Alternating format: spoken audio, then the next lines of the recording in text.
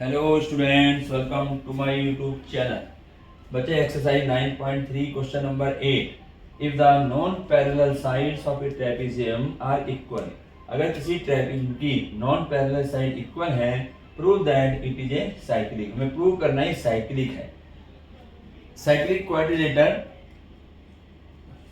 Cyclic quadrilateral में क्या होता है? अपोजिट एंगलों का सम जो 180 डिग्री होता है ना। तो हमें यहाँ पे ये दिखाना है कि अपोजिट एंगल का सम जो हम 180 दिखा दे। तो देखिए क्या है, सबसे पहले ये हमने एक ट्रेपेज बनाया, ए बी सी डी एक ट्रेपेज में है, जिसकी ये दो नॉन पैरेलल साइड हैं, डी ए और बी सी, जो कि इक्वल है। तो यहाँ पर हम वही गिवन लिखेंगे, गिवन। अब गिवन में हमारे पास क्या है? A B C D is a trapezium, trapezium ABCD is a trapezium in which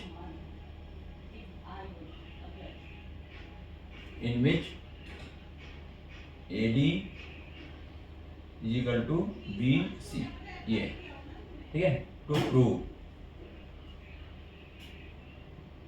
हमें प्रूव क्या करना है कि ABCD इज अ साइक्लिक, ये साइक्लिक, ठीक है। हमें प्रूव करना है।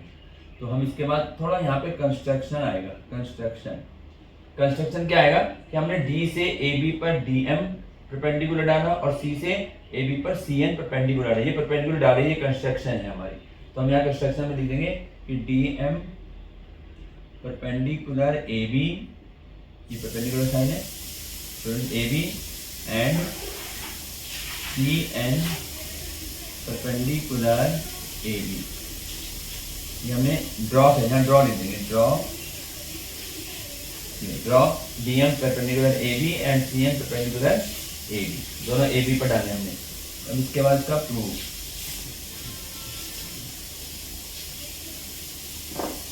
अब प्रूफ में देखें, हम पहले इसको क्या करेंगे, इन दोनों ट्रायंगलों को कॉन्ग्रुएंट दिखाएंगे। तो हम लिखेंगे in triangle D A M and triangle CBN, इन ट्रायंगलों में लेंगे, ठीक है। हमें जाएगा AD इक्वल टू BC, पहला लिखेंगे AD इक्वल टू BC, ये हमें गिवन है,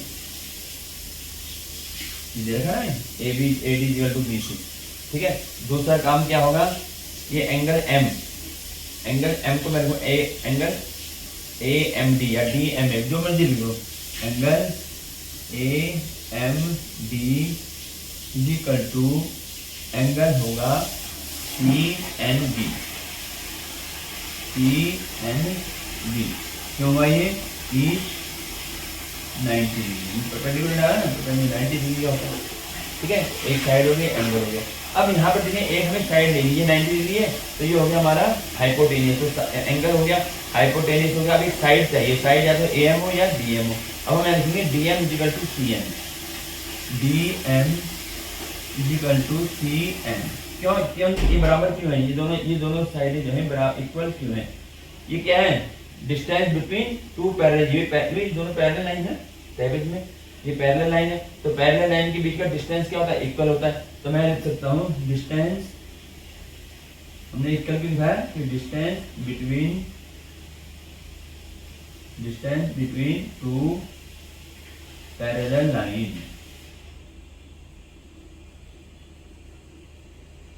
ये इसलिए इसको दिखाया हमने।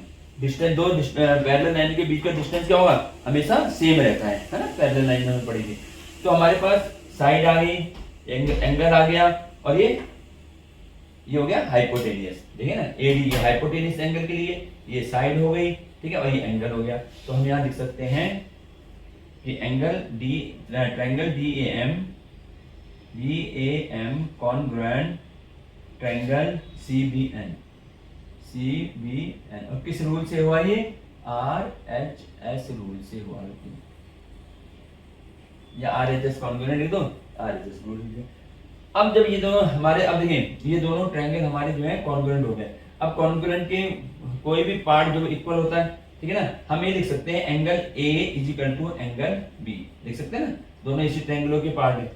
तो यहाँ लिखेंगे angle A is equal to angle B, और इसको हम क्या लिखा है, ए ये रहा, बी ये रहा, ठीक है। इसको हम क्या लिखेंगे, क्यों है ये सी पी सी टी, इससे हुआ हमारा ये, ठीक है ना, corresponding part of congruent triangle के हो गए, ठीक है। अब हमें तो क्या दिखाना है, हमें तो दिखाना है अपोजिट एंगल का सम 180, ए इक्वल टू बी आ गया, मैं इसको नंबर 1 डाल देता हूं जैसे 1 में, ठीक, अगर कहीं जरूरत पड़ेगी तो उसको करेंगे।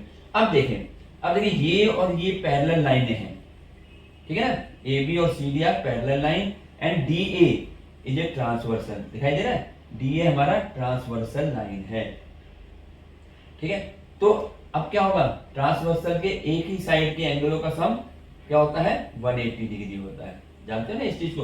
तो यहां मैं ये लिख सकता हूं कि ए बी, मैं यहां लिखता हूं A B parallel C D and A D is transversal, A D is transversal,